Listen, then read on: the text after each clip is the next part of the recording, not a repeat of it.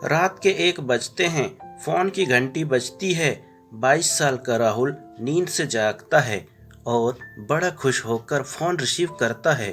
खुश इसलिए होता है क्योंकि उसकी नई गर्लफ्रेंड बिना समय देखे कभी भी राहुल को फोन कर देती है।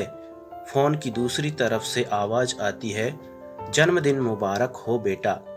आज मेरा बेटा पूरे 22 साल का हो गया है। मैं बहुत खुश हूँ।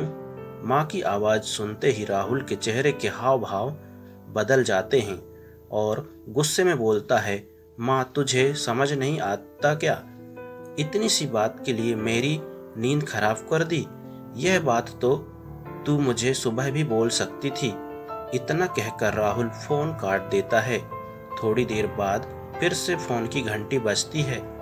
राहुल फिर से फोन उठाता है और इस बार फोन पर पापा होते हैं। राहुल इस बार आराम से बात करता है। थैंक यू पापा, आपने मुझे बर्थडे विश करने के लिए फ़ोन किया, वो भी इतनी रात को। पापा कहते हैं, नहीं बेटा, मैंने तुम्हें मुबारकबाद देने के लिए नहीं बल्कि ये बताने के लिए फ़ोन किया है कि तुम्हारी माँ बिल्कुल पागल है।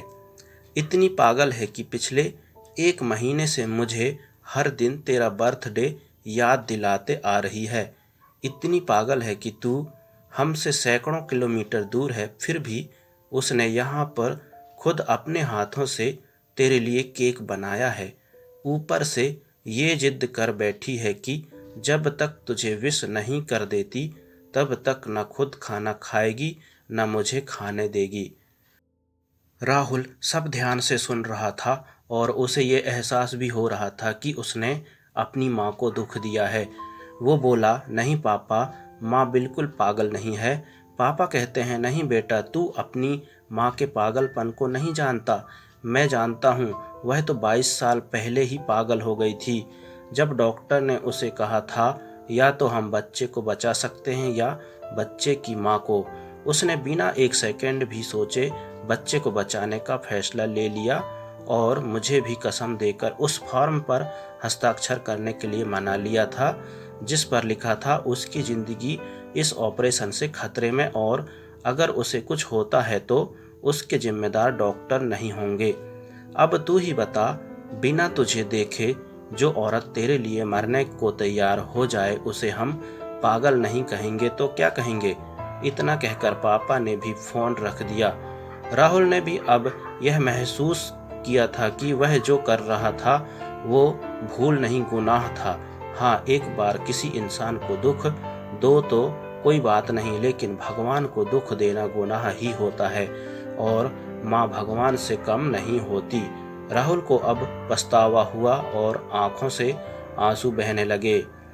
दूसरे दिन सुबह होते ही राहुल अपने घर के लिए रवाना हो गया। अपने माँ बाप से माफ़ी मांगने के लिए घर पहुँचते ही उसने पहले माँ से माफ़ी मांगी जिसने उसे गले से लगा लिया। फिर वह अपने पापा से माफ़ी मांगने लगा। पापा ने कहा, कोई बात नहीं बेटा, जा तू वापस चला जा। तेरी माँ हमेशा कहती थी कि तू उसे बुढ़ापे में संभालेगा, लेकिन मैं उसे समझा दूंगा। जैसे आज तक मैं उसे संभालते आया हूँ वैसे ही आगे भी मैं उसका ख्याल रखूँगा। उसे भी यह समझ लेना चाहिए, जो बेटा उसके एक फ़ोन करने से परेशान हो जाए वह उसे उम्र भर क्या संभालेगा। बाप की ऐसी कड़वी बातें सुन राहुल की आंखें बहने लगी।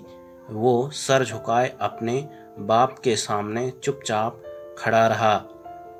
अपने बेटे को परेशान देख माँ आगे आती है और पापा को कहती है, जाने दीजिए, माफ़ कर दीजिए, हमारा ही तो बेटा है। माँ की ममता का मोल ना कोई लगा पाया था ना कोई लगा पाएगा। 9 महीने प्रसव की पीड़ा सहन करके हमें नई जिंदगी नई दुनिया में लाने वाले माँ ही हमारी हर गलती को माफ़ कर सकती है। तो दोस्तों, यह स्टोरी आपको कैसी लगी कमेंट करके ज़रूर बताएं और इस चैनल को सब्सक्राइब कीजिए, साथ ही बेल आइकन को दबाइए ताकि लेटेस्ट स्टोरीज़ आप तक सबसे पहले पहुंच सके। Thank you for watching.